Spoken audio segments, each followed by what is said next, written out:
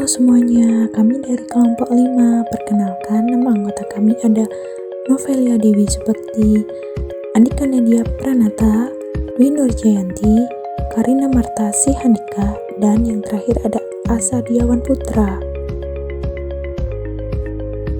Jadi, dalam video kali ini kelompok 5 akan membahas 5 topik pembahasan. Yang pertama, saluran suku bunga. Yang kedua, uang. Yang ketiga, penawaran uang. Yang keempat, kerangka strategis kebijakan moneter. Dan yang kelima, pengaruh kebijakan moneter terhadap perekonomian. Perkenalkan, saya Novelia Dewi Subakti. Di sini saya akan menjelaskan mengenai topik pembahasan yang pertama, yaitu mengenai saluran suku bunga. Sebenarnya apa sih yang dimaksud dengan saluran suku bunga itu? Yuk, mari kita bahas bersama-sama. Pada saluran suku bunga kali ini berbeda dengan saluran uang dan saluran kredit, karena pada saluran uang dan kredit mementingkan aspek kuantitas dari proses perputaran uang dalam ekonomi. Sedangkan untuk saluran suku bunga atau interest rate channel lebih menekankan pentingnya aspek harga di pasar keuangan terhadap berbagai aktivitas ekonomi di sektor real.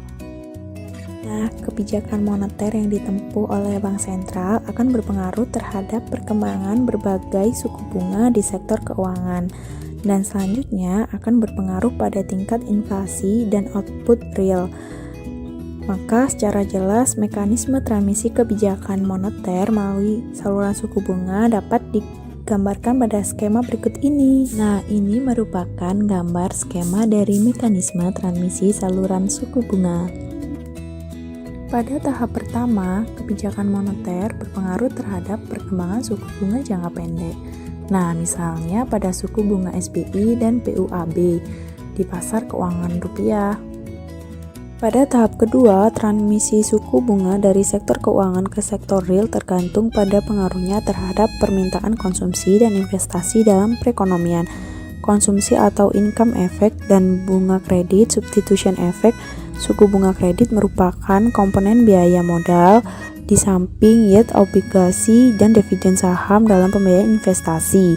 Nah, pengaruh melalui investasi dan konsumsi tersebut selanjutnya akan berdampak pada besarnya permintaan agregat dan pada akhirnya akan menentukan tingkat inflasi dan output real dalam ekonomi.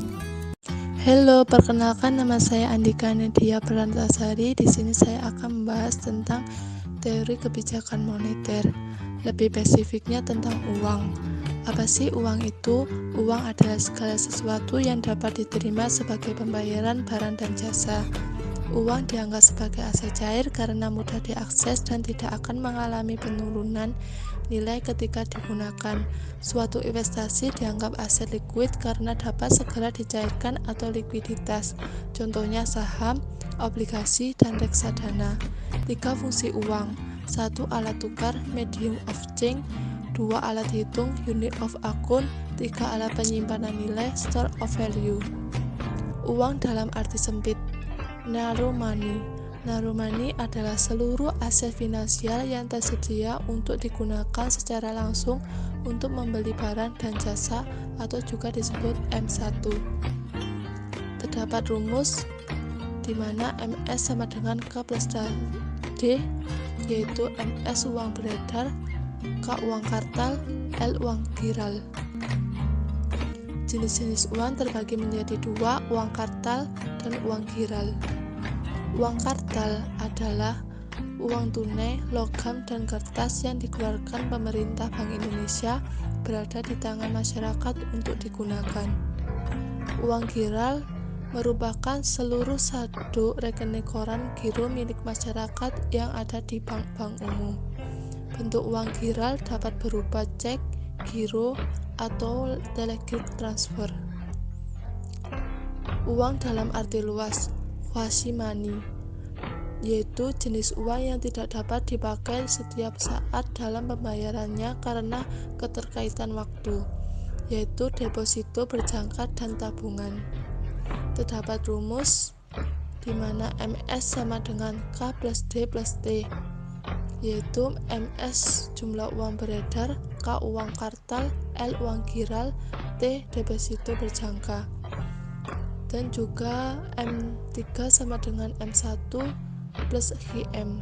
HIM yaitu uang kuasi. Perkenalkan, nama saya Dwindra Jayanti. Saya di sini ingin membahas mengenai bab penawaran uang, atau lebih spesifiknya adalah penawaran uang terkait kebijakan ekspansif. Selamat menyimak. Jadi, money supply itu memiliki kurva yang berbentuk vertikal. Nah, kenapa? Karena dia itu ditentukan oleh bank sentral. Jadi, berapapun interest rate-nya, dia tidak akan mempengaruhi jumlah uang yang beredar. Lalu, apa saja sih yang mempengaruhi penawaran uang?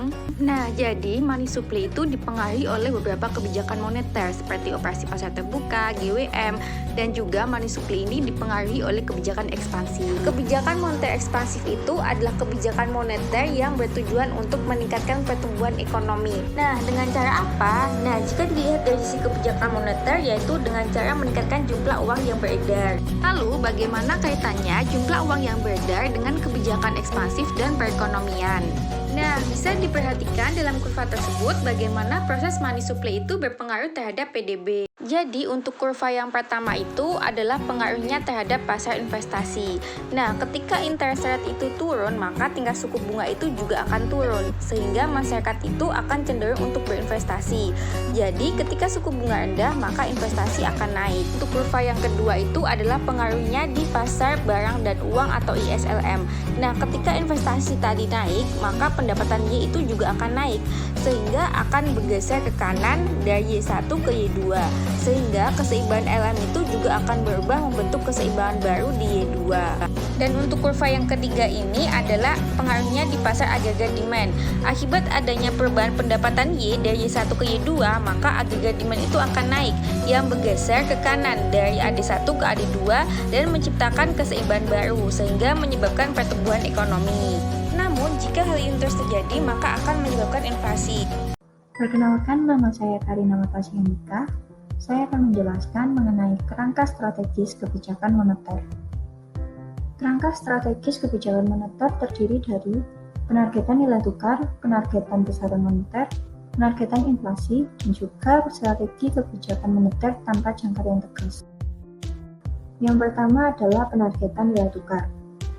Strategi ini mendasarkan pada keyakinan bahwa nilai tukarlah yang paling dominan pengaruhnya terhadap pencapaian sasaran akhir kebijakan moneter. Penargetan nilai tukar ini bersifat cukup sederhana dan jelas sehingga mudah dipahami oleh masyarakat. Penargetan besaran moneter. Strategi ini dilakukan dengan menetapkan pertumbuhan jumlah uang beredar sebagai sasaran antara serta kredit. Kelebihan utama dari penargetan besaran moneter adalah dimungkinkannya kebijakan moneter yang independen, sehingga bank sentral dapat memfokuskan pencapaian tujuan yang ditetapkan. Selanjutnya, penargetan inflasi. Strategi ini dilakukan dengan mengumumkan kepada publik mengenai target inflasi jangka menengah dan komitmen bank sentral untuk mencapai stabilitas harga sebagai tujuan jangka panjang kebijakan moneter. Kemudian yang terakhir adalah strategi kebijakan moneter tanpa jangkar yang tegas.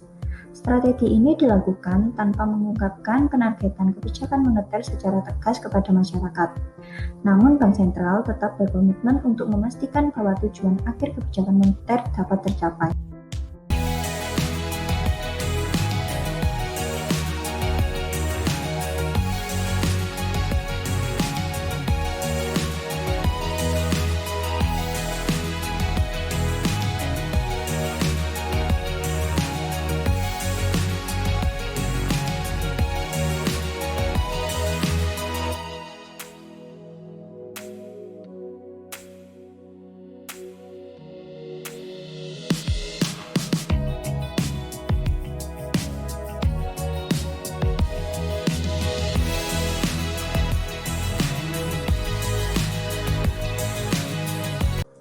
Sekian penjelasan dari kelompok kami. Semoga bermanfaat. Terima kasih.